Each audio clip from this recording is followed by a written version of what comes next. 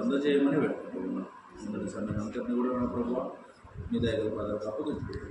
వేరే ముందు నడిపించింది మా ప్రేమ యేసుక్రీస్తున్నాము ప్రార్థించుకుంటున్నాం.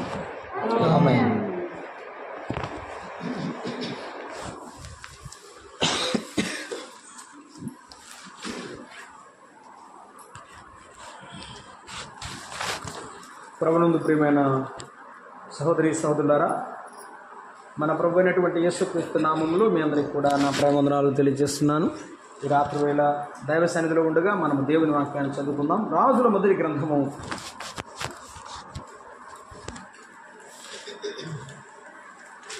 4వ అధ్యాయము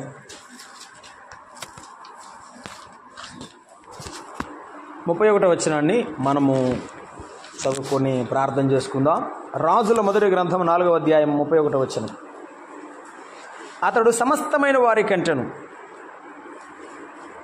లేకపోతే 29, 30 కూడా చదువుకున్నాం. దేవుడు జ్ఞానమును బుద్ధియు వర్ణింపశక్యము గాని వివేచన గల మనస్సు సొలొమోనుకు దయచేసెను.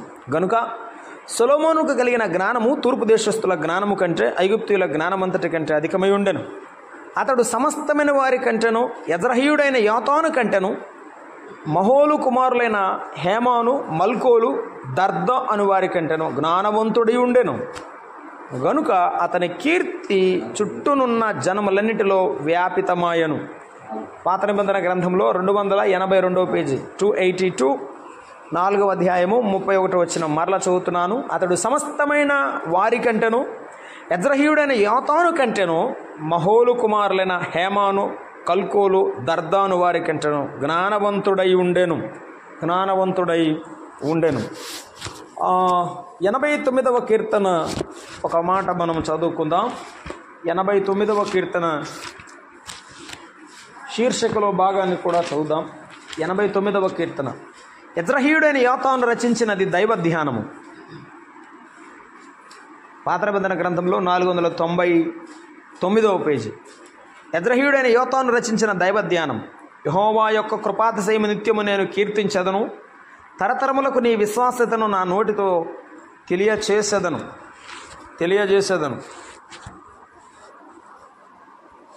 అలాగునే 89వ కీర్తనలో 19వ వచనం. అప్పుడు నీవు దర్శనమున నీ భక్తులతో ఇట్లు సెలవిచ్చియుంటివి. మా రాజు ఇశ్రాయేలు పరిశుద్ధ దేవుని వాడు. అప్పుడు నీవు దర్శనమున నీ భక్తులతో ఇట్లు సెలవిచ్చియుంటివి. నేను ఒక శూరుని సహాయము చేయుచున్నాను, ప్రజల్లో నుండి ఏర్పరచుకున్న ఒకని నేను హెచ్చించి ఉన్నాను. నా సేవకుడైన దావీదు నేను కనుగొని ఉన్నాను. నా పరిశుద్ధ తైలముతో అతను అభిషేకించి ఉన్నాను. నా చెయ్యి ఎడతెగక అతనికి తోడయుండును. నా బాహుబలము అతని బలపరుచును. 29. శాశ్వత కాలము వరకు అతని సింహాసన సంతానమును, ఆకాశమున్నంత వరకు అతని సింహాసనం నేను నిలిపెదను. ఆఖరి మాట చదువుకొని ప్రార్థన చేసుకుందాం. 89వ అధ్యాయంలో 51, 52. యెహోవా, అవి నీ శత్రువులు చేసిన నిందలు, నీ అభిషక్తుని నడతల మీద వారు మోపుచున్న నిందలు. యెహోవా నిత్యము స్తుతి నందును గాక. Amen, amen. కృపగల తండ్రి, దయగల దేవా, మీకు వందనాలు, స్తోత్రాలు చెల్లిస్తున్నాం. మీ లేఖనం మేము చదువుకున్నాము. మాతో మాట్లాడడానికి ప్రభువా మీరు మాత్రమే మా రాజు, మా ప్రభువు. నాయన, మీరు మాట్లాడితే మాకు రుచిస్తుంది. మేము ఆత్మీయ భోజనం తృప్తిగా తిని ఇక్కడి నుండి వెళ్ళగలం. ఏ మనుషుడు మాట్లాడకుండా సహాయం చేయండి. మీ ఆత్మ ద్వారా మాతో మాట్లాడండి. మీ బలమైన కార్యము జరిగించండి. తద్వారా మా ఆధ్యాత్మిక జీవితాలకు క్షేమం, ఆశీర్వాదం, ఆనందం, ఈ దీన కుటుంబానికి దీవెన కలిగించమని, మాతో మాట్లాడమని క్రీస్తు యేసు నామమున వేడుకుంటున్నాము తండ్రి. ఆమేన్. ప్రభునందు ప్రియమైన సహోదరులరా, మనము ఈ రాత్రి వేళ ఒక వ్యక్తిని గురించి చదువుకున్నాము. సొలొమోను కాలంలో, దావీదు కాలంలో దేవుని ఎదుట, రాజు ఎదుట దేవుని ఘనపరిచినటువంటి అతను. వాస్తవానికి దావీదు ఎదుట దేవుని గణపరిచిన 3 గాయకులున్నారు. ఒకరు కహతీయులలో హేమాను, రెండో వాడు మెరారీలలో యాతాను, గెర్షోనీలలో ఆసాపు. హేమాను గురించి మనం ఒకప్పుడు ధ్యానం చేశామని నాకు గుర్తుంది. ఈరోజు యాతాను గురించి మనం ధ్యానం చేద్దాం. బైబిల్లో 3 యోతానులు ఉన్నారు. 3 యోతానులు ఉన్నారు. మనం ఇప్పుడు చదువుకున్నాం కదా, ఆయన గాయక బృందానికి నాయకుడుగా ఉండి పాటలు నేర్పించేవాడు. సొలొమోన్ ఏం చెప్తున్నాడంటే ఆయన జ్ఞానము గలవాడు అని చెప్పాడు. He was equally compared to the Solomon. సొలొమోనుకు సమానముగా పోల్చబడ్డాడు. అంటే మంచి జ్ఞానం గలవాడని. సొలొమోనే ప్రపంచ జ్ఞానం గలవాడు కదా. సొలొమోనుతో పాటు జ్ఞానం గలవాడని ఎంచబడ్డాడు. దేవుని పాటలు పాడేవాడు, 2 జ్ఞానం గలవాడు, 2 జ్ఞానం గలవాడు. రైట్. తర్వాత మనం వచ్చి ధ్యానం చేద్దాం. ఇతను దావీదు దగ్గర దేవుని మందిరంలో పాటలు పాడే గాయకుడు.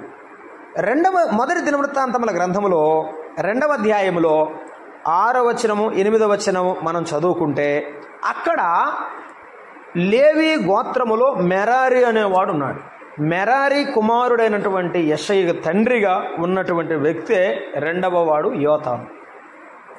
రైట్. మెరారి వంశములో పుట్టినటువంటి ఒక యోతాను. రైట్. ఈయన మనం మొదటి చదువుకుంది ఎజ్రహీయుడైన యోతాను. రైట్. మీకు బైబిల్ చదువుకునే వాళ్ళకి అర్థమవుతుందని చెప్పడానికి ప్రయత్నం చేస్తున్నా. మరలా మనం టాపిక్ వచ్చినప్పుడు డీటెయిల్గా విందాం. ఈ 3 ఎవరు అనేది చెప్తున్నాం. ఒకరు ఎజ్రహీయుడైన యోతాను, అది మనం చదువుకున్నాం. రెండవది మొదటి దినవృత్తాంతముల గ్రంథం 2వ అధ్యాయం 6వ వచనం చదివితే అక్కడ మెరారి వంశములో పుట్టినటువంటి యోతాను ఒక ఆయన ఉన్నాడు. ఆయన 3వ యోతాను గాయకుల బృందానికి పాత నిబంధనలో ఉన్నారని మనం చూస్తున్నాం కదా. సంగీతకారుడు అతడు కూడా యోతానే. 3వ వాడు గెర్షోనీయుడు అనేటువంటి లేవీయుడు ఉన్నాడు అని చెప్పాడు. కాబట్టి ఈ 3 ఉన్నారు. సొలొమోనుతో పోల్చబడిన యోతాను, మెరారి వంశానికి చెందినటువంటి యోతాను. మొదటి దినవృత్తాంతముల గ్రంథం 6:42లో చూస్తే అతడు లేవీల గోత్రములో గెర్షోను. అంటే లేవీకి 3 కొడుకులు పుట్టారు. వారి పేరు ఏం పేర్లు అంటే కహతు, మెరారి, గెర్షోను. అర్థమైందా? వాళ్ళ పిల్లలు అనమాట వీళ్ళు. అర్థమైందా? వాళ్ళు లేవీలలో గెర్షోనీలకు సంబంధించినటువంటి ఆసాపు పూర్వీకులలో పుట్టినవాడు మరొక యోతాను. 3 యోతానులు ఉన్నారు. మళ్ళీ రిపీట్ చేస్తాను. 1 సొలొమోను జ్ఞానంతో పోల్చబడిన యోతాను, 2 మెరారి వంశంలో పుట్టిన యోతాను, 3 గెర్షోను వంశంలో పుట్టిన యోతాను. అర్థమైంది కదా? ఇప్పుడు మనం చదువుకున్న యోతానును గురించిన లక్షణాలు మనం ఆలోచన చేస్తాం. 1, దావీదు ముందు పాటలు పాడాలంటే there must be some talent. ఎందుకు? దావీదే గాయకుడు. గాయకుల ముందే పాటలు పాడటమంటే ఇది సామాన్యమైన విషయం కాదు. దావీదు ఎప్పటి నుండి గాయకుడు అంటే చిన్నప్పుడు గొర్రెలు కాసుకునేటప్పటి నుంచే సితారా వాయించే అలవాటు గలవాడు. దావీదు ఎంత మంచి గాయకుడు అంటే దావీదు సితారా వాయిస్తూ పాటలు పాడితే సౌలులో ఉన్న దురాత్మ వెళ్ళిపోయింది. అంత పవర్ఫుల్ గాడ్ సర్వెంట్ దావీదు. ఆ దావీదు ముందే పాటలు పాడాలంటే how must be is holy. ఎంత పవిత్రంగా, ఎంత దేవుని కొరకు నిబద్ధతతో బ్రతికిన వాడు అయితేనే కదా. అవునా కదా? బాగా మంచి పనివాడున్నాడు. పనివాడి కింద పని చేయాలంటే అతడు పనివాడు అయి ఉండాలి. పని చేతగానే పనివాడు పెట్టుకోరు కదా. సో దావీదు రాజుగా ఉండగా 3 పాటలు పాడే ఉన్నారు. ఆసాప్ అంటే వండర్ఫుల్ సింగర్. ఆయన గురించి ఇప్పుడు కాదు. హేమాను కూడా మంచి సింగర్. ఆయనతో పాటు ఈయన కూడా ఉన్నాడు. అయితే దేవుడు ఆయనను తన మందిరములో పాటలు పాడేవాడిగా ఎందుకు నిలబెట్టాడు? అది ప్రశ్న. 2, తన మందిరంలో పాటలు పాడుతూ ఉన్నవానికి దేవుడు జ్ఞానం ఎందుకు ఇచ్చాడు? ఆ జ్ఞానాన్ని సొలొమోనుతో ఈక్వల్గా, సమానంగా, అంత గొప్పవాడిగా దేవుడు ఎందుకు హెచ్చించాడు? ఇది మనం అర్థం చేసుకోవాలి. మన జీవితంలో కూడా మనము ఏ స్థాయిలో ఉన్నా, ఎంత తక్కువ వారమైనా, దేవుడు లోకంలో ఉన్నవారి కంటే గొప్పవారిగా దేవుడు ఎప్పుడు మనల్ని పైకి తీసుకుని వస్తాడు? ఎప్పుడు మనల్ని ఆశీర్వదిస్తాడు? ఎప్పుడు జ్ఞానవంతులుగా దేవుడు నింపుతాడు? అది మనకు అవసరం. యోతాను జీవితాన్ని మనం ఆలోచన చేస్తున్నప్పుడు యోతాను ఎటువంటి వాడు ఉంటే దేవుడు పైకి తీశాడో మనం ఆలోచన చేయాలి. అదే సందర్భంలో మన జీవితంలో మనం ఎలా ఉంటే మన ప్రభువు మనను పైకి లేకపోతే ఉన్నతమైన స్థితిలోనికి తీసుకొని వస్తాడో కూడా మనం ఆలోచన చేయాలి కదా. మొదటి విషయం ఏమిటంటే యోతానులో నేను గమనించిన విషయం, 89వ కీర్తన అంతా రాసింది ఎవరంటే యోతాను. 89వ కీర్తన అంతా రాసింది ఎవరంటే యోతాను. యోతాను ఎటువంటి వాడో 89వ కీర్తనలో మనం చూస్తాము. చూడండి 89వ కీర్తనలో ఆ మాట మనం జ్ఞాపకం చేసుకుంటాం. మొదటి వచనం చదువుతారా? 89 మొదటి వచనం. కృపాతిశయమును నిత్యము నేను కీర్తించదను అన్నాడండి. నిత్యము నేను కీర్తించదను. 6వ వచనం, మింటను యెహోవాకు సాటి అయిన వాడు దైవవృత్తులో యెహోవా వంటి వాడు ఎవడు అని ఆయనను గూర్చి మాట్లాడుతున్నాడు. గుర్తుపెట్టుకోండి, ఆయనను గూర్చి ఏం చేస్తున్నాడు? మాట్లాడుతున్నాడు. ఆయన వాక్యాన్ని జ్ఞాపకం చేసుకుంటున్నాడు. ఆయన ధర్మశాస్త్రాన్ని, ఆయన శక్తిని, ఆయన మహిమను, ఆయన బలాన్ని జ్ఞాపకం చేసుకుంటున్నాడు. మనం పాట పాడతాం, యెహోవా నా బలమా యథార్థమైనది నీ మార్గం పరిపూర్ణమైనది నీ మార్గం. ఎవరిది బలం? మనకి ఆయనే మన బలం. ఆయనే మన బలమైతేనే తప్ప మనం నిలబడలేం.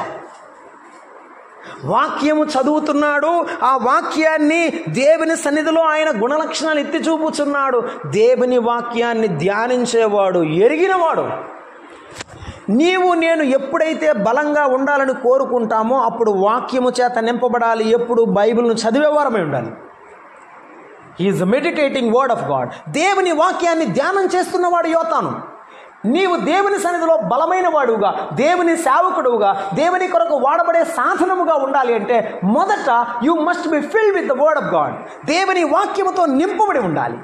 చూడండి, యోతాను ఎటువంటి వాడు అంటే వాక్యముతో నింపబడినవాడు. దావీదుకు ఆన్సర్ చేయాలంటే దావీదు ధర్మశాస్త్రం ఎరిగిన వాడు. దావీదు ఎదుట ఉండడం అంటే మామూలు విషయం కాదు. అంతేనా? మనము ప్రభు ఎదుట మోకరించి ప్రార్థన చేయాలంటే, ఆయనతో మాట్లాడాలంటే మామూలు విషయమా? ఒకవేళ దావీదుతో మాట్లాడచ్చమా, కానీ దేవుని ఎదుట, యేసయ్య ఎదుట చేయడం అంత ఈజీ పని కాదు. అందుకని ఎప్పుడు ఆయన మాటలతో నింపబడితే ఆయనతో మాట్లాడడం తెలుస్తుంది. ఆయన మాటలతో నింపబడితే, ఆయన మాటలు అంటే ఏమిటి? బైబిల్లో ఉన్న మాటలే ఆయన మాటలు, ఆయన వాక్యమే ఆయన మాటలు. ఆయన వాక్యంతో నింపబడితే ఆయనతో మాట్లాడడం మనకు అర్థమవుతుంది. అంటే ప్రార్థన చేయడం తెలుస్తుంది.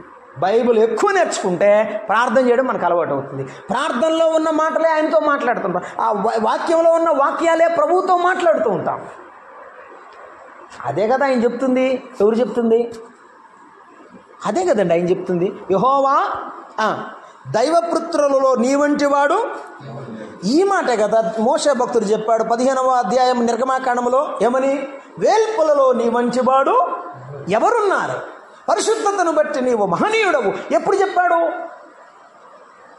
మోషే ఎర్ర సముద్రం నుంచి బయటకు వచ్చినప్పుడు చెప్పాడు. మరి ఈయన ఎప్పుడు చెప్పాడు? దావీదు కాలంలో. ఎన్ని సంవత్సరాల తర్వాత కూడా అదే వాక్యాన్ని మరలా యోతామే చెప్తున్నాడు. అర్థమవుతుందా? అంటే దేవుని యొక్క వాక్యం శక్తి గలది. ఎవరు చెప్పినా, ఎవరు విన్నా, ఎవరు చదివినా అది శక్తి గలది. ఆ శక్తి గల లేఖనాలను ఏం చేయాలి? మనం పఠించాలి, నేర్చుకోవాలి. పౌలు భక్తుడు తిమోతికి రాసిన మొదటి పత్రికలో చెప్పాడు, ఆ పరిశుద్ధ లేఖనాల యొక్క శక్తిని నీవు నీ తల్లి అయినా, నీ అబ్బాయి అయినా, లోయి యూనికల దగ్గర నీవు నేర్చుకున్నావు అని చెప్పాడు. మనము దేవునిలో బలంగా ఉండడానికి దేవుని వాక్యాన్ని ధ్యానించేవారు. యోతాము ఎటువంటి వాడంటే దేవుని వాక్యాన్ని ధ్యానించిన వాడు. అసలు ఆ 89వ కీర్తన నేను డివిజన్ చెప్తాను, జాగ్రత్తగా వినండి. మనం జ్ఞాపకం చేసుకుంటామంటే దాన్ని విభజిస్తే, 89వ అధ్యాయం మొత్తాన్ని మనం విభజిస్తే మొదటి మాటగా ఆయన ఏం చెప్తాడంటే సాటి లేని దేవుడు అని చెప్తాడు. అది మొత్తానికి మనం ఒక పేరు పెట్టుకుంటే ఏమిటంటే సాటి లేని దేవుడు అని చెప్తాడు. ఆయన ఏ దేవుడు? సాటి లేని దేవుడు. ఆయన నిబంధన. మనం 18 వచ్చిన వరకు చెప్తాడు ఆయన సాటి లేని దేవుడు అని. ఆ దేవుని యొక్క గుణలక్షణాలు వివరించాడు 18 వచ్చిన వరకు, 1 నుండి 18. 19 నుండి మనము 37 వరకు చూస్తే దావీదుతో దేవుడు చేసిన నిబంధన గుర్తు చేస్తున్నాడు. అంటే అర్థం ఏమిటి? He knows the promises of God. దేవుని యొక్క వాగ్దానాలు తెలుసుకున్నవాడు. నీవు కూడా బైబిల్ చదివేటప్పుడు దేవుడేం వాగ్దానం చేశాడు, నాకేమిస్తున్నాడు ఆయన, నేను ఏమి ఆయన దగ్గర నుండి తీసుకోవాలి, దేవుని వాగ్దానాలు ఎరిగి ఉండాలి నీవు కూడా. దావీదు యొక్క వాగ్దానమును గుర్తు చేసుకుంటున్నవాడు. అవును. మూడవది మనము ఏం చేస్తామంటే 38 నుండి 52 వరకు నిబంధనలో ముందుకు సాగుతున్న వారికి క్లిష్టమైన పరిస్థితులు నిలబడ్డాయి. నిబంధన ఒక ప్రక్కన నిలిచి ఉండగా, దావీదు సింహాసనాన్ని స్థిరపరుస్తానని దేవుడు చెప్పి ఉండగా, కానీ వారికి దుస్థితి వచ్చింది. ఈ రెంటి మధ్య ఉన్నాడు ఆయన. ఈ రెండింటి మధ్య ఉండి, ప్రభువా నీవే విశ్వాస్యత గలవాడవు, నిన్ను తప్ప మేము ఎవరిని నమ్ముకోమన్నాడు. కష్టం వచ్చిందని నువ్వేందయ్యా దావీదు చేసిన ప్రమాణం మర్చిపోయావని అనలేదు. అర్థమైందా? కష్టంలో కూడా దేవుని మీద విశ్వాసం చూపించి ప్రార్థన చేశాడు. ఫస్ట్ మాట ఏం చెప్పాను? వాక్యాన్ని ఎరిగినవాడు, ధ్యానం చేస్తున్నవాడు. కాబట్టి ఆ వాక్యాన్ని మరలా మననం చేసుకుంటున్నాడు. ఆనాడు మోషే మాట్లాడిన మాటలు మరలా ఇక్కడ ప్రస్తావిస్తున్నాడు. వాక్యం ఎరిగినవాడు. మనము వాక్యం ఎరిగితే దేవునిలో బలాన్ని పొందుతాం. దేవునిలో బలాన్ని పొందుతాం. వాక్యం లేకపోతే మనలో బలము ఉండదు. ఇతడు వాక్యాన్ని ధ్యానం చేసిన వాడు అని మనకు అర్థమవుతుంది. రెండవది, అతడు ఎటువంటి వాడంటే వాక్యం ధ్యానం చేయడం కాదు, ఆయన వాగ్దానాలను పట్టుకొని విశ్వాసముతో ఉండేవాడు.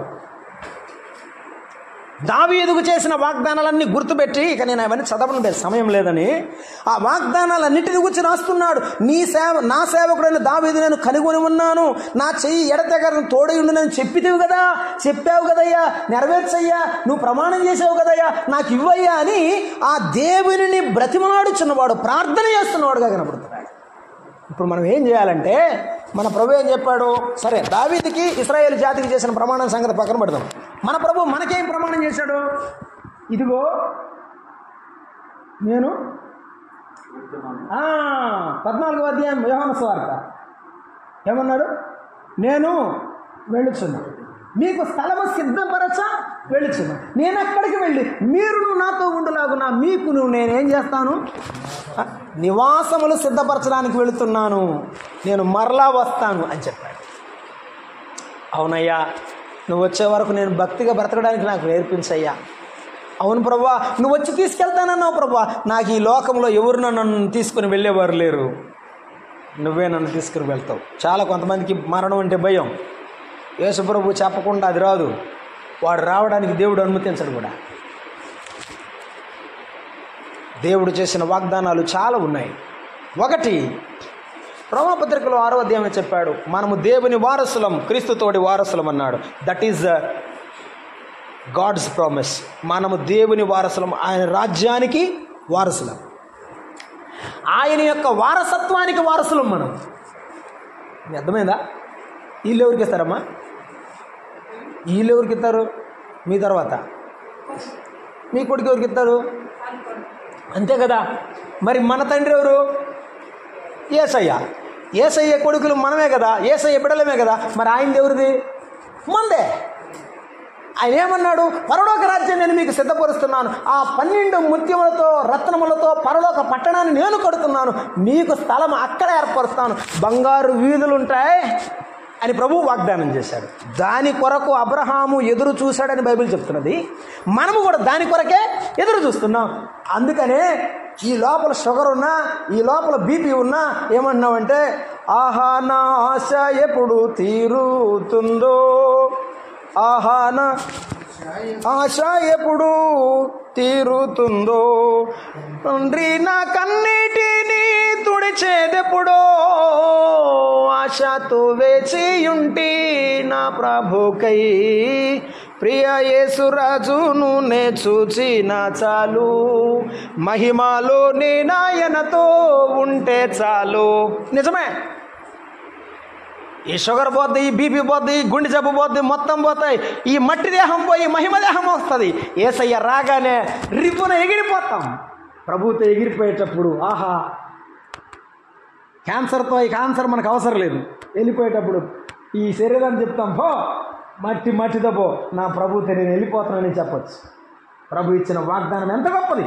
ఇంకొక మాట అన్నాడు, మీరు దేవదూతలకు తీర్పు తీర్చువారన్నాడు. నేను రిఫరెన్స్ చూపించడం నాకు టైం లేక చెప్తాను. దేవదూతలకు తీర్పు తీర్చువారన్నాడు. కాబట్టి he has given a power to give the judgement. తీర్పు ఎవరిస్తారు? జడ్జి గారు అయితేనే ఇస్తాడు. ఊరికి మనం ఇస్తే ఎవరు ఊరుకుంటారు? ఆ పవర్ ఎవరిచ్చాడు? మనం జడ్జిలు అంటే పవర్ ఇచ్చింది ఎవరు? యేసయ్యే కదా. మన తండ్రి ఎంత గొప్పవాడు తెలుసా? He is more powerful than anybody else. అందరికంటే గొప్పవాడు కాబట్టి మనకి శక్తి ఇచ్చాడు, మనకు అధికారం ఇచ్చాడు. అవును ప్రభువా, అవధూతలకు తీర్పు తీర్చే అధికారం నాకు ఇచ్చావా? అయ్యో నేను మర్చిపోయినయ్యా. ఎంత గొప్ప దేవుడు, ఎంత గొప్ప సంగతి.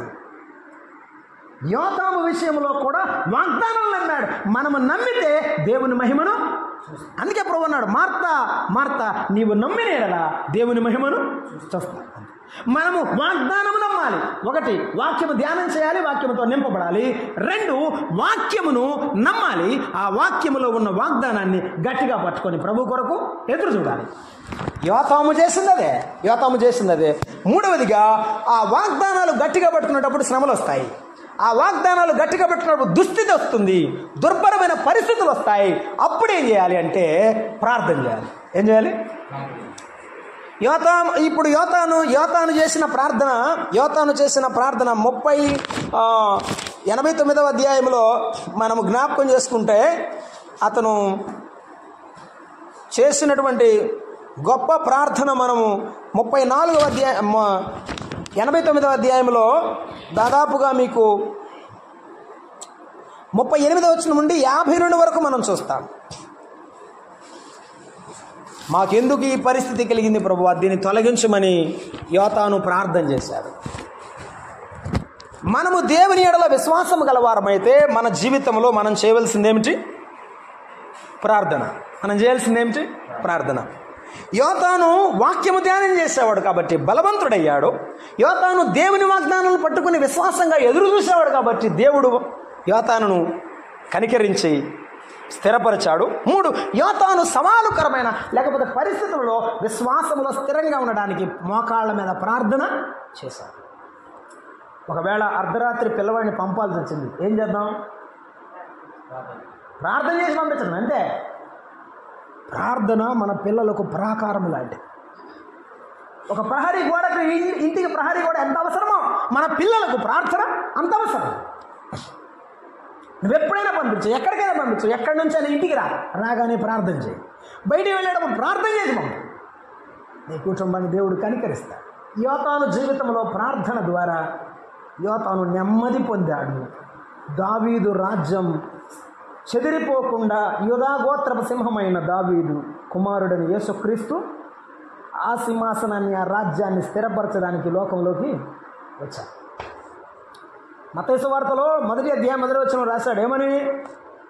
పరలోకం నుంచి వచ్చిన యేసుక్రీస్తు ప్రభుని రాయొచ్చుగా. ఏమని రాశాడు? దావీదు కుమారుడైన యేసుక్రీస్తు, దావీదు కుమారుడైన యేసుక్రీస్తు అని రాశాడు. అబ్రహాము కుమారుడుకు దావీదు కుమారుడని యేసుక్రీస్తు వంశావళిని రాశాడు. చూసారా? ఆ వంశావళి యొక్క ఘనత ఎవరికిచ్చాడు? దావీదుకి ఇచ్చాడు. ఈవేళ మన కుటుంబం కానీ, మన పిల్లలు కానీ, మనము దాటిపోయిన తర్వాత కూడా మన వంశము కానీ ప్రభువు కొరకు స్థిరంగా ఉండాలి అంటే మొదట మనం స్థిరంగా ఉంటే మన కుటుంబాలు కూడా స్థిరపరచబడతాయి. సౌలును గురించి దేవుడు ఒక మాట చెప్పాడు. యెహోవా, ఆనాడు ఉన్న ప్రవక్త అయినటువంటి నాతాను ద్వారా చెప్పాడు, యెహోవా నిన్ను స్థిరపరచవలనని తలంచి ఉండెను. దేవుడు ఏమనుకున్నాడంట? సౌలును స్థిరపరచాలని అనుకున్నాడు, కానీ సౌలు మాత్రం స్థిరంగా లేడు. మన జీవితంలో, ఎవరి జీవితంలోనైనా సరే కొన్ని దేవుడు అనుమతిస్తుంటాడు.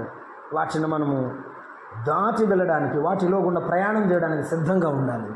అప్పుడు ఒక కష్టము తరువాత మరొక సంతోషాన్ని దేవుడు మనకు దాచి ఉంచుతాడు.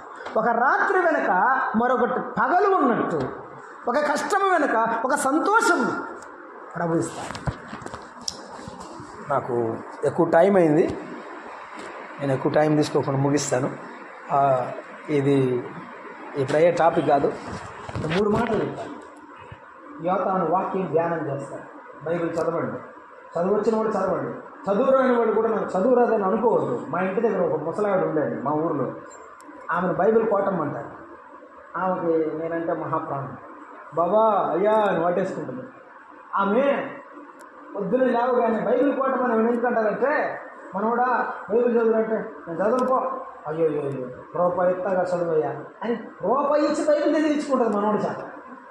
ఇదిగోండి బైబిల్ ఇలా పట్టుకొస్తుంది, భుజాన్ని వేసుకొని బైబిల్ ఆ మొయ్యడం తెలియదు ఆవిడికి. ఇట్లా పట్టుకొస్తారు. అందరూ ఊళ్ళో వాళ్ళందరూ బైబిల్ కోటమని పిలుస్తారు. దేవుని వాక్యాన్ని ఎంత ప్రేమిస్తావో అంత హెచ్చింపబడతావు. దేవుని వాక్యాన్ని ఎంత హత్తుకుంటావో, ప్రభువా నీవు తప్ప, నీ మాట తప్ప నేనేమి చేయను అని అనుకుంటావో, దేవుని శక్తి నిన్ను కమ్ముకుంటుంది. ఆ వాక్యానికి విలువ, గౌరవం ఇచ్చింది. దేవుడు నిన్ను కనికరిస్తాడు. యోతాను జీవితంలో జరిగింది అదే. ఇక ఎలాంటి జ్ఞానవంతుడు ఏమి జ్ఞానమైన కార్యాలు చేశాడో మనం లోపలికి వెళ్ళటం లేదు. అతడు ఎలాంటి సంగీత విద్వాంసుడు, ఎలా వారికి నేర్పాడు, ఆయన తర్వాత ఆయన సంతానం ఎలా ఆశీర్వదించబడిందో కూడా నేను చెప్పడం లేదు. ప్రభు చిత్తం మీద మరొకసారి చూద్దాం. ఈ 3 విషయాలు జ్ఞాపకం ఉంచుకుందాం. ఇవి మన జీవితాల్లో కూడా ఎదగడానికి ఎంతో ఉపయుక్తకరమైనవి. ప్రభు తన వాక్యాన్ని మన కొరకు దీవించునుగా ప్రార్థించాము. అనగారు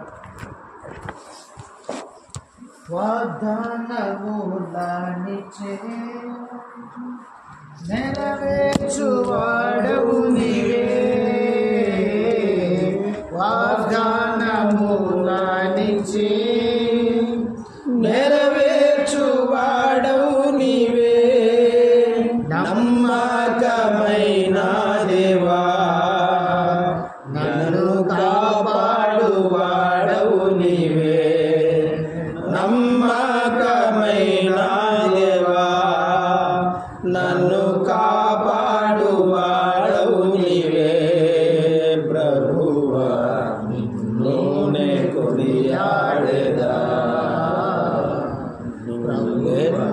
కొనియాడెదా, హల్లెలూయా పాడెదా,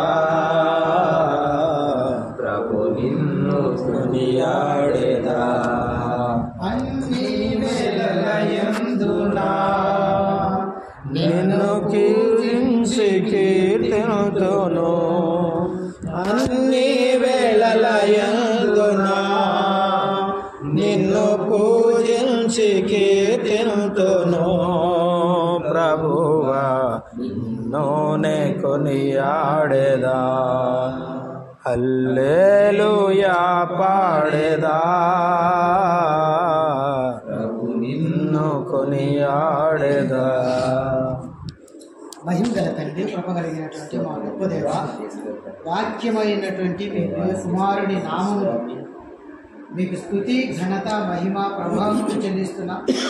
అలాగనే చెల్లించడానికి పెదగరిగపల్లె సంఘము నుంచి వీకోట సంఘమును ప్రభు ఇదిగో జ్ఞాపకం చేసుకొని నైనా ఈ ప్రాంతంలో తమ్ముడు ఇదిగో సంతోష్ గారిని, సతీష్ గారిని తండ్రి మీరు ఏర్పాటు చేసుకున్న విధానం కొరకై మీకు స్తోత్రాలు. ఈ గృహము కొరకై అయినా మరి ఇదిగో నాయన నలుగురముగా చేరి రాగలటట్టు మీరు ఇచ్చిన అనుకూలతను బట్టి మీకు స్తోత్రములు చెల్లిస్తున్నా.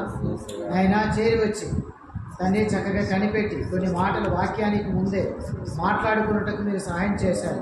పాటలు చక్కగా అందరూ కలిసి పాడగలుగుటకు మీరు దయ చూపించారు. వాక్యములో కూడా ఏ తాను ఉపయోగించి ఆయన 3 వ్యక్తులు ఉన్నట్లుగా తెలియజేసి వాక్య ధ్యాన పరుడనేటువంటి విషయాలు, వాగ్దానములను పట్టుకొని ఉన్న వాడని, శ్రమ కలిగినప్పుడు కూడా ప్రార్థించిన వాడని మేము వినటానికి సాయం చేశారు. అలాగన మరి మేము కూడా తండ్రి మీరిచ్చేటువంటి ఆ బహుమానములు కావచ్చు, మీరిచ్చేటువంటి మహిమ, మీరు పరిచే మహిమలు, మెప్పు, ఘనత మేము పొందుకున్నట్టుకు ఈ స్థితిగతుల గుండా రావాలని మీరు జ్ఞాపకం చేసిన మాటలన్నింటినీ గుర్తు చేసుకుంటూ మీకు స్తోత్రాలు చెల్లిస్తున్నాం. గొప్ప తండ్రి, మరి ఇక కుటుంబం వారి ముఖ్యంగా అక్కగారిని మీరు జ్ఞాపకం చేసుకొని తండ్రి కొన్ని సంవత్సరాలకు మునిపే ఇక్కడ ఈ కుటుంబంలో మొదటి చిన్న కుమారుడు, తర్వాత పెద్ద కుమారుడు, తల్లి ఈ రీతిగా ఒకరి వెంట ఒకరు నమ్మటానికి మీరు ఇచ్చిన కృపను బట్టి, అనాదికాల సంకల్పాన్ని బట్టి మీకు స్తుతి, ఘనత, మహిమ, ప్రభావములు చెల్లిస్తున్నాం.